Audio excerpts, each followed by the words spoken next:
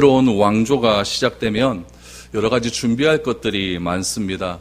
우리나라 역사 속에서도 고려가 멸망하고 1392년에 조선이 건국될 때에 초대 왕이었던 이성계 옆에는 정도전이라고 하는 사람이 있었습니다.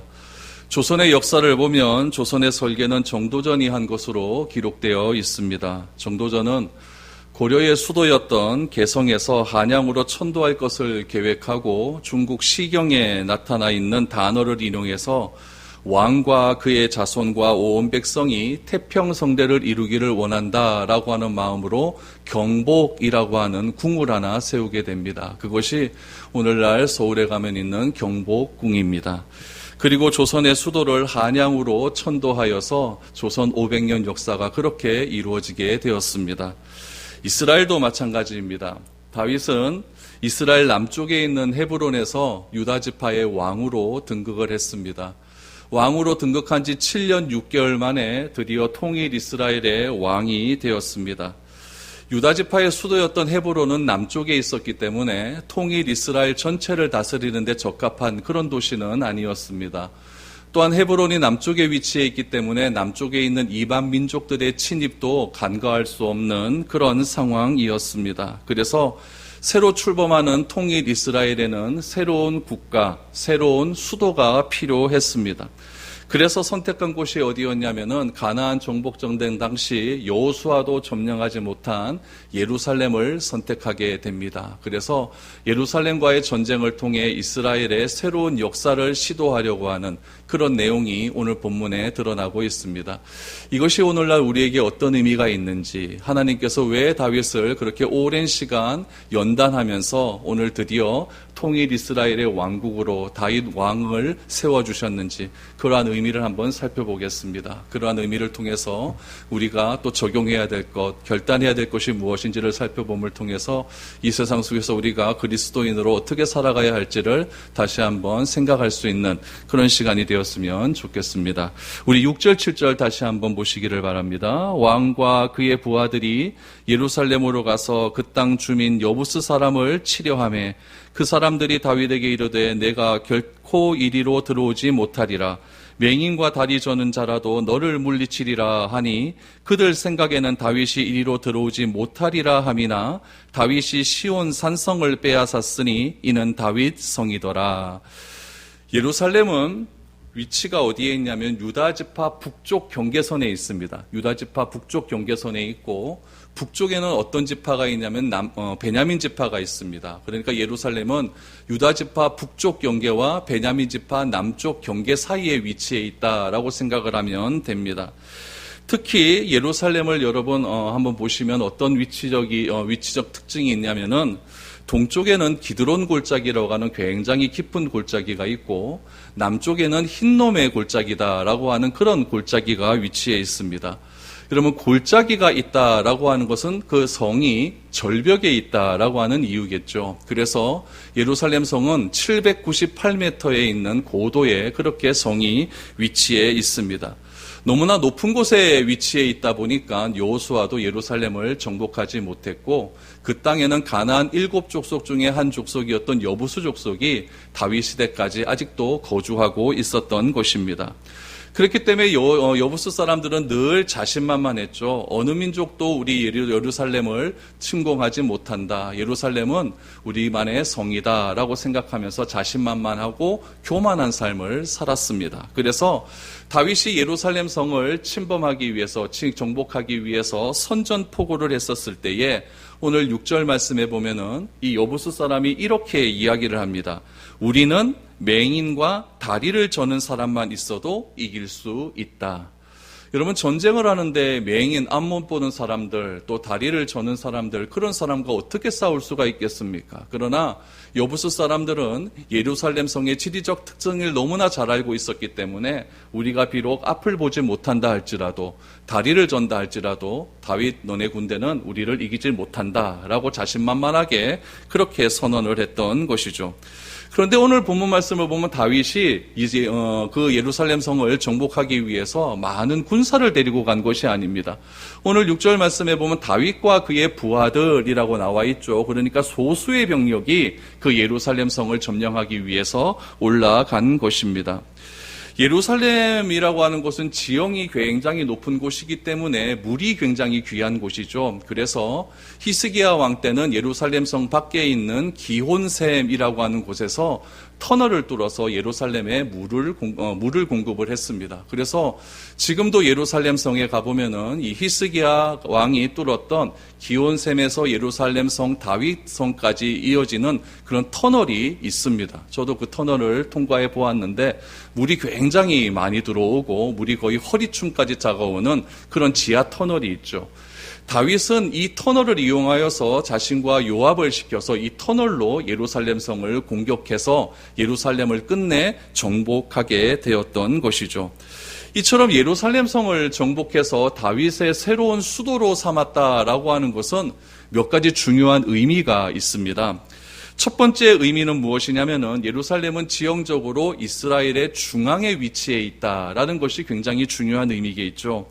중앙에 위치해 있다라고 하는 것은 종교적인 행사를 하더라도 또 여러 가지 행정적인 절차를 받더라도 또한 군사적으로 여러 가지 군사적인 활동을 하더라도 지리적으로 중심에 있다는 것은 굉장히 중요한 의미가 있습니다. 성전을 예루살렘에 건축하면 이스라엘 백성들은 남자들은 매년 3번씩 예루살렘 성에 와서 예루살렘 성전에 와서 하나님께 제사를 드려야 되는데 너무 남쪽에 있으면 북쪽 사람이 오기가 힘든 것이고 북쪽에 있으면 남쪽 사람들이 가기 힘드니까 중앙에 위치했다는 것은 굉장히 사람들이 하나님께 예배드리러 오는 것이 용이했다라는 것을 알 수가 있는 것이죠. 그래서 예루살렘은 온 이스라엘의 중심부로서 중앙 성소로서 그렇게 삶을 살아가기에 굉장히 중요한 지리적인 위치가 있었습니다. 두 번째로 예루살렘 성의 정복의 의미는 무엇이냐면은 한 번도 역사상 정복하지 못했던 예루살렘을 정복함으로 유다 지파뿐만 아니라 통일 이스라엘에 기쁨을 주었다라는 것이죠. 여러분, 예루살렘이라고 하는 것은 그 당시 사람들에게 포기하고 살았던 도시였습니다. 도무지 정복을 못하는 거죠. 800m 높은 그 절벽에 있는 도시를 과연 누가 정복을 할 수 있었겠습니까?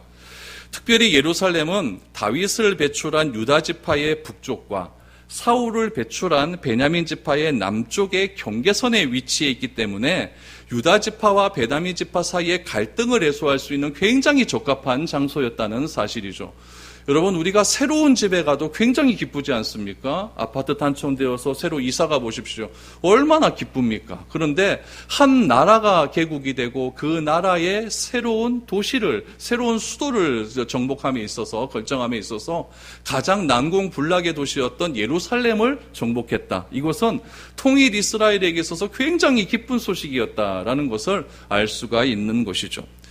세 번째 중요한 의미는 무엇이냐면 이것이 굉장히 중요하죠. 예루살렘의 기득권 세력이 사라졌다라는 이야기입니다.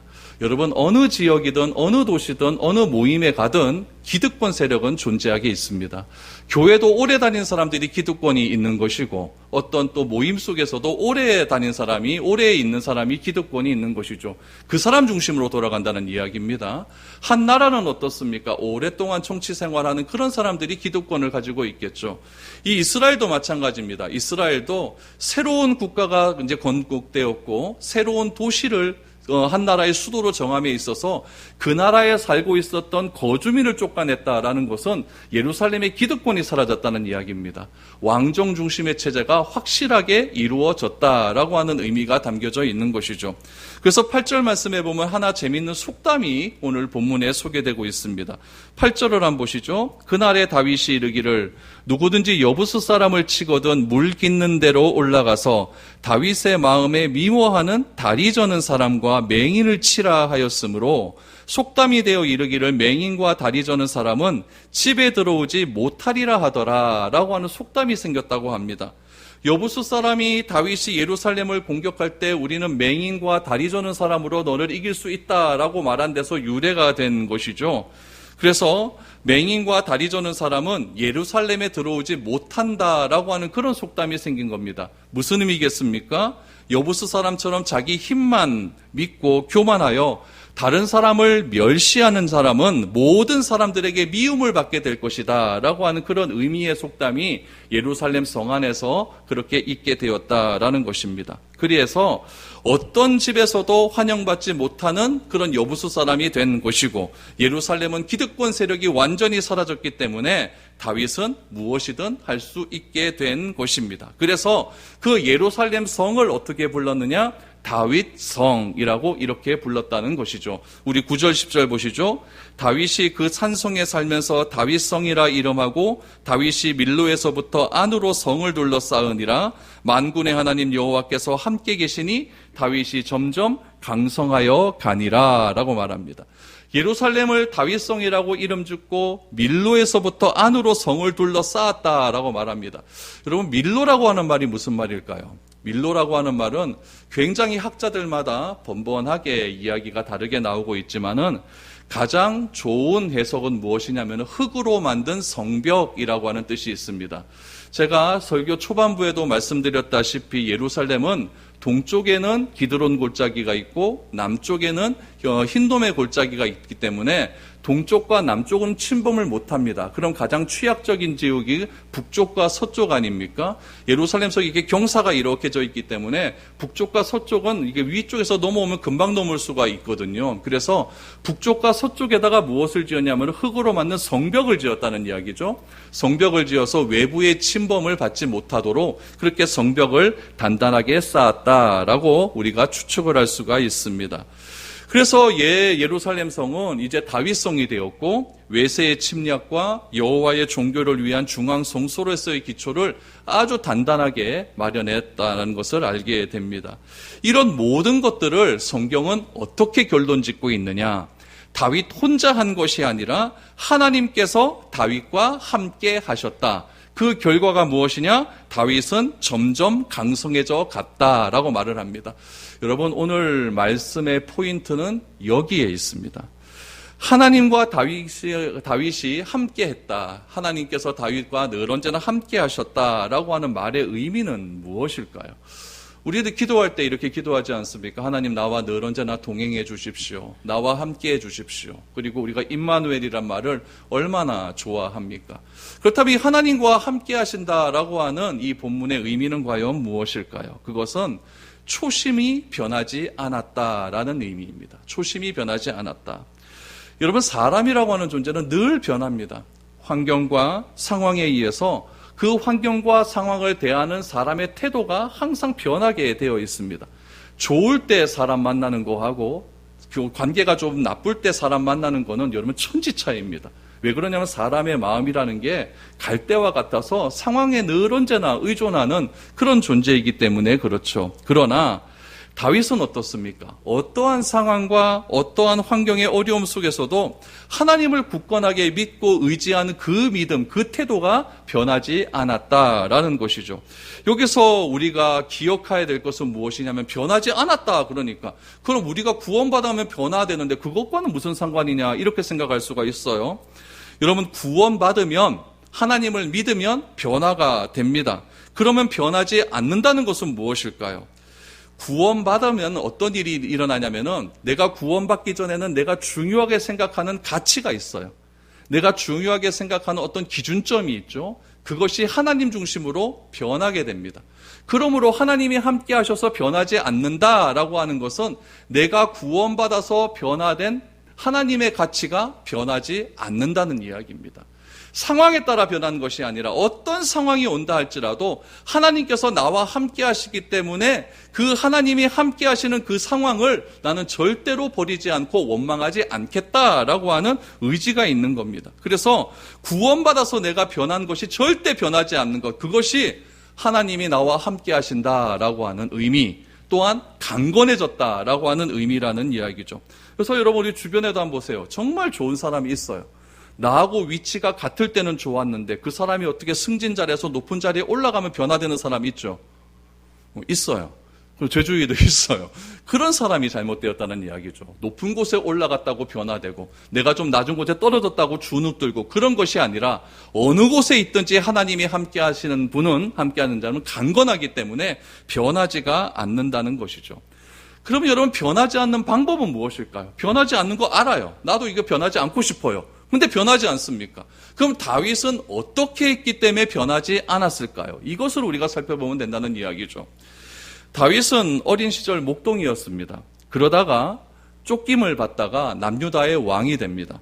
그리고 7년 6개월 후에는 통일 이스라엘의 왕이 됩니다. 이것은 무엇이냐면은 다윗이 어렸을 때 목동과 지금의 상황이 신분이 점점 변화되었다는 이야기예요. 어렸을 때는 형들이 하기도 싫어하는 그 목자의 삶을 이 다윗은 최선을 다해서 했거든요. 그래서 이 목동의 삶에서 왕의 위치까지 올라갔다라고 하는 것은 최고의 권력자까지 올라갔다는 이야기 아닙니까? 그런데 절대 권력을 가진 통일 이스라엘의 왕이 되었음에도 그 다윗이 변하지 않은 이유는 무엇이냐면은 나는 왕이지만 나를 지배하는 왕이 또 있다는 사실을 인정했기 때문에 그렇습니다. 그 왕은 누굽니까? 하나님 아니겠습니까? 이것이 하나님과 함께하는 사람의 태도다라는 이야기죠.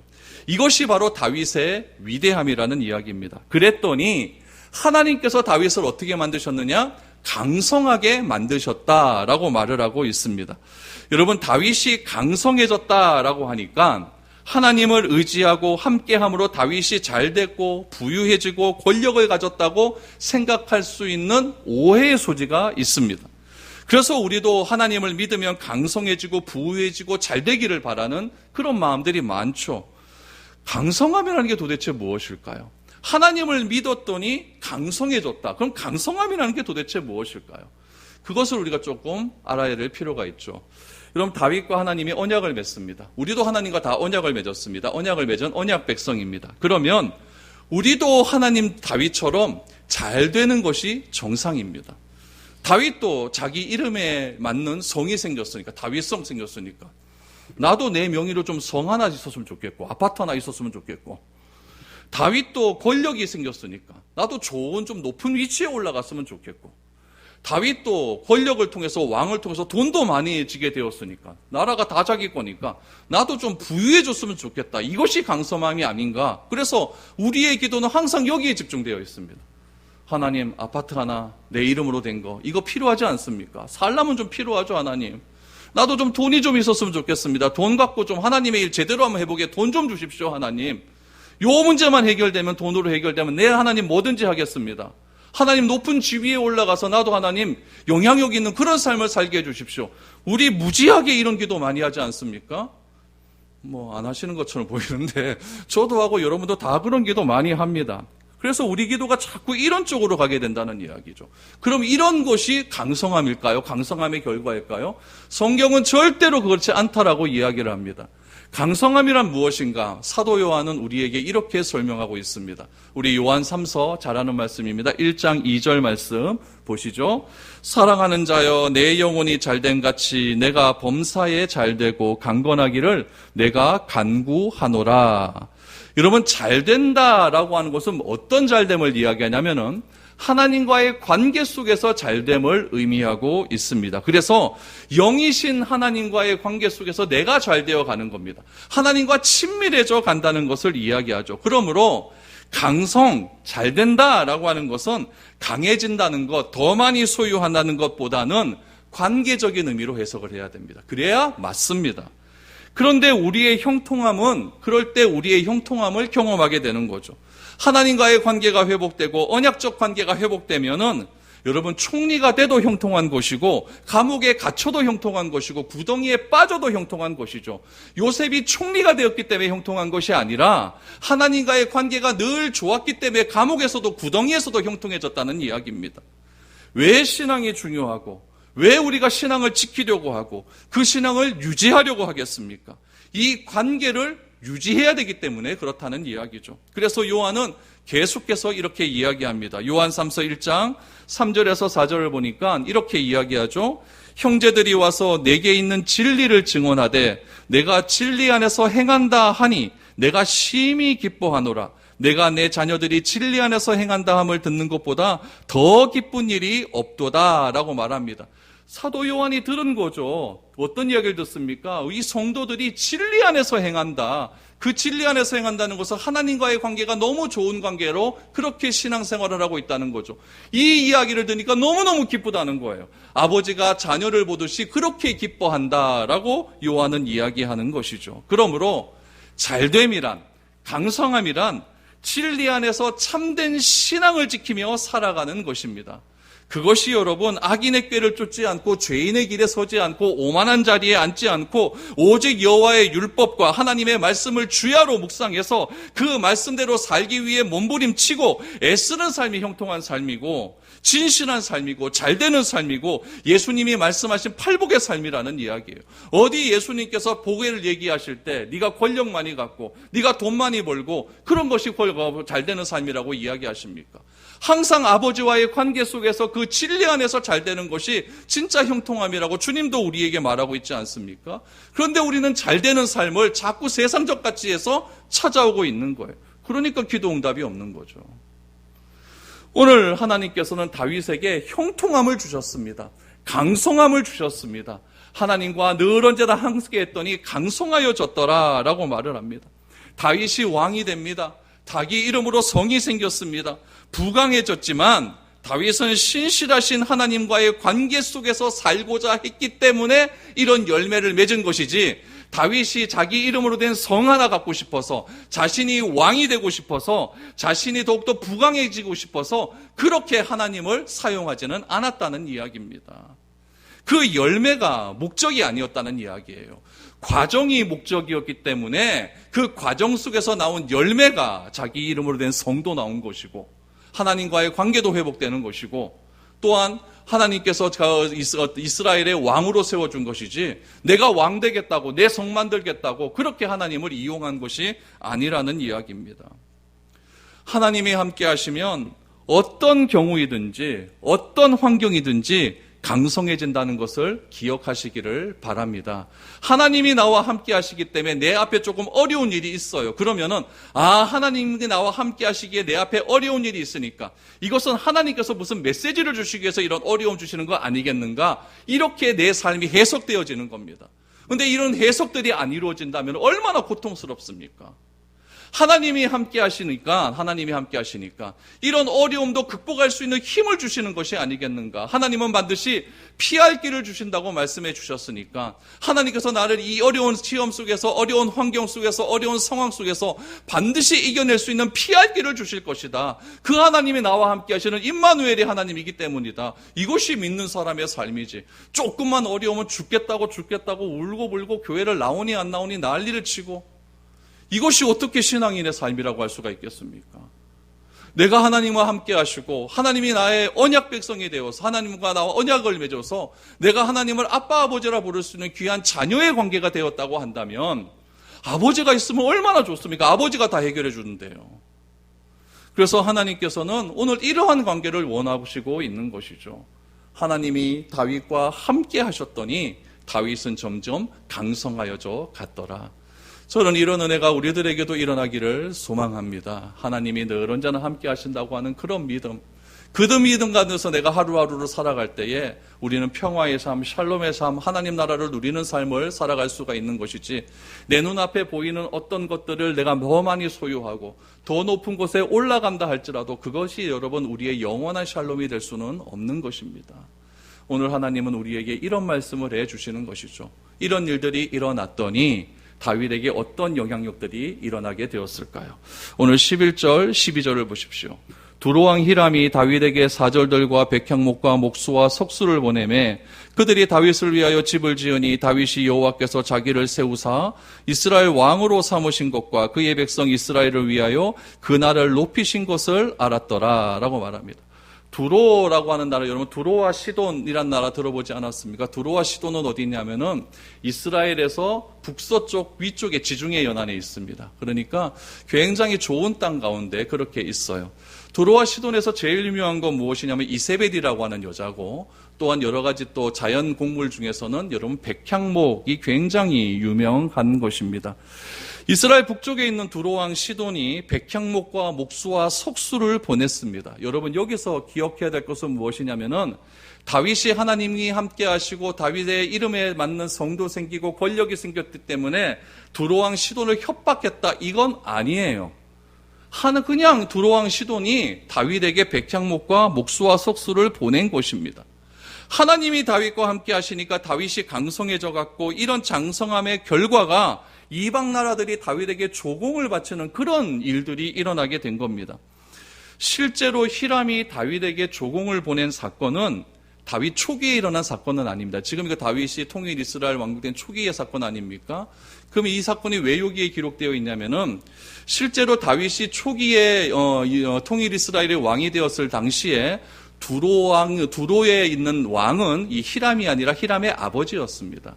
히람의 아버지였고 다윗이 조금 통일 이스라엘 왕으로서 세월이 지난 다음에 이 히람이라고 하는 사람이 아버지의 뒤를 이어서 왕이 되었습니다. 그러면은 왜 이게 초창기에 기록되어 있는가? 이유는 딱 하죠. 이 서신을 적은 이 저자가 다윗의 이런 위대함을 보여주고 싶은 겁니다. 그래서 다윗의 사역 중간기에 있었던 이러한 일들을 미리 땡겨서 초반부에 집어넣은 거죠. 집어넣어서 우리 다윗 왕의 영광스러운 결과가 주변 나라에도 이런 영향력을 미쳤다라는 것을 이 글을 읽는 독자들에게 알려주기 위해 했다라는 이야기죠. 아무튼 오늘 본문 말씀을 통해서 알 수 있는 것은 다윗의 강성함이 무엇인지 알게 되었습니다. 우리는 어떤 강성함을 원하고 있습니까? 변하지 않는 성품 속에서 하나님과 함께하는 그런 삶이 되었으면 좋겠습니다. 그래서 다윗이 경험한 그 강성함이 우리에게도 똑같이 경험될 수 있기를 원합니다. 다윗과 하나님이 함께 하셨다면은 우리와도 함께 하실 수 있는 분이 하나님이십니다. 다윗을 변화시켰다고 한다면 나도 변화시킬 수 있는 분이 하나님이십니다. 나는 나를 변화시키지 못하지만 하나님은 나를 변화시킬 수 있는 그런 능력의 하나님이라는 사실을 기억하시고 늘 언제나 하나님과 동행하는 삶을 통해서 우리에게도 이런 다윗에게 내려주었던 놀라운 은혜의 결과물들이 우리 가운데도 경험되어 줄 수 있었으면 좋겠습니다. 그런 은혜가 여러분 삶 가운데 넘쳐날 수 있기를 축복드리겠습니다.